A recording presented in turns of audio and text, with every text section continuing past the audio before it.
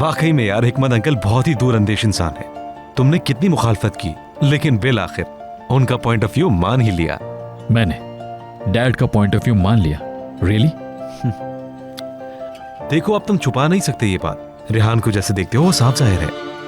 कैसे देखता हूं उसे? बिल्कुल वैसे ही जैसे कोई आशिक होता है। आशिक? मैं? तो फिर उसे बचाने के लिए तुमने अपनी जान क्यों खतरे में डाली थी? इसका जवाब है तुम्हारे पास? यार जफर, इनकार क्यों कर रहे हो यार?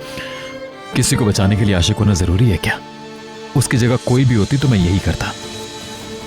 हमदर्दी को मोहब्बत कभी नहीं समझना चाहिए।